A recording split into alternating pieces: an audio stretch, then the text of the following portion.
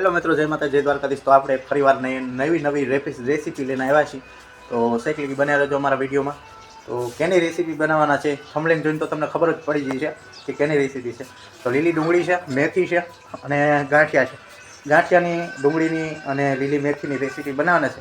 તો કેવી રીતે બનાવે છે સેકલી બન્યા રહેજો, તમને બધી સંપૂર્ણ માહિતી આપશું આપણા વિડીયોમાં। તો સેકલી બના રહેજો અને આવા જ વિડીયો અમારા જોવા માટે તમે અમારી ચેનલને સબસ્ક્રાઈબ કરો, લાઈક કરો, સબસ્ક્રાઈબ કરો, શેર કરો। જો આ ડુંગળી કપાઈ ગઈ છે, મસ્ત મસ્ત લીલી ડુંગળીનું કટિંગ થઈ ગયું છે અને મેથી પણ કટિંગ થઈ ગઈ છે અને ગાંઠિયા લઈ લીધા છે। ચાલો મિત્રો, તૈયાર કરી નાખ્યું છે ભાઈએ બધું।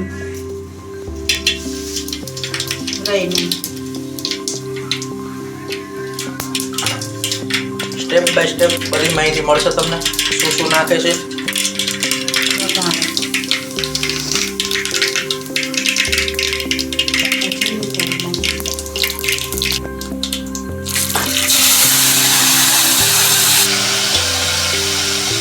ટમેટા નાખ્યા છે, લીલી ડુંગળી, મેથી, લીલી ડુંગળી છે, મેથી છે, ટમેટા છે, સડી જાય પછી ગાંઠિયા થોડાક નાખું એટલે સ્વાદ સારો આવે।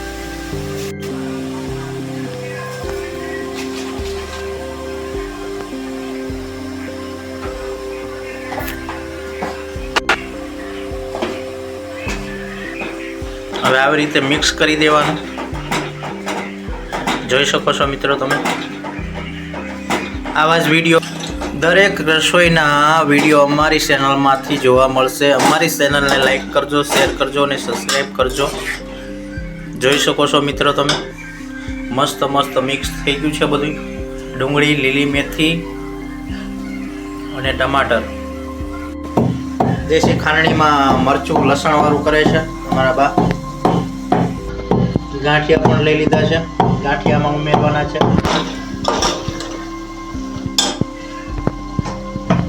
મસ્ત લસણ વાળું મરચું પણ ખંડાઈ ગયું।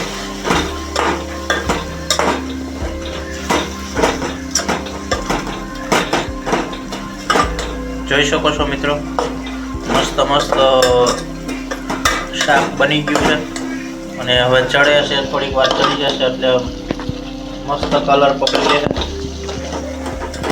એમાં પણ થોડુંક પાણી હજી ઉમેર્યું છે। રસાવાળું બને ને બા? રસાવાળું થોડુંક શાક એટલે કેમ કે મજા આવે બાજરાના રોટલામાં। થોડુંક પાણી વધારે નાખ્યું હોય, ગાંઠિયા નાખશું ને એટલે પાણી થોડું પી જાય, રસો થોડો ઓછો રહે પછી। એવું છે એમ ને? સરસ। તો મસ્ત છડવા માંડ્યું છે શાક। તો સેકલી બના રહેજો। તમને કેવો લાગે છે અમારો વિડીયો? સારો લાગે તો લાઈક કરજો, શેર કરજો અને કમેન્ટ કરજો। અને આવા નવા અમે તમને અવનવા રેસીપીના વિડીયો અમે તમને આ ચેનલમાંથી બતાવશું। શાક ચડી ગયું, આમાં ગાંઠિયા ઉમેરી દીધા છે ભાઈ, એટલે સડી ગયું પછી નાખવાનું કારણ કેમ? ગાંઠિયા સડી જાય જટ એટલે ઓગળી ન જાય, ઓગળી ન જાય। હા, એટલા માટે શાક સડી રહેવા પછી ગાંઠિયા ઉમેર્યા છે, એટલે કે જેથી કરીને શાકમાં ગ્રેવી ન થઈ જાય એની માટે।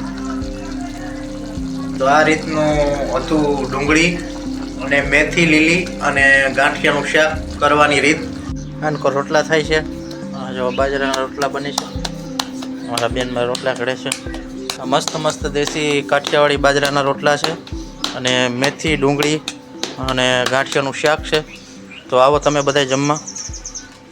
મિત્રો, ડુંગળી મેથીનું શાક મસ્ત મસ્ત ગાંઠિયાનું બની ગયું છે અને અમારા ભાઈએ પીરસી દીધું છે મસ્ત મસ્ત।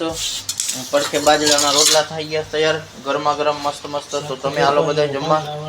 તો આવી રીતે હતું કંઈક અમારું દેશી મેથીનું અને લીલી ડુંગળીનું અને ગાંઠિયાનું કાઠિયાવાડી શાક। તો આવી જ હતી બનાવવાની રીત। તો આવા જ વિડીયો જોવા માટે અમારી ચેનલને લાઈક કરો, શેર કરો, સબસ્ક્રાઈબ કરજો। અને કેવો લાગ્યો તમને રેસીપીનો વિડીયો તો એ જરૂર કમેન્ટમાંથી જણાવજો।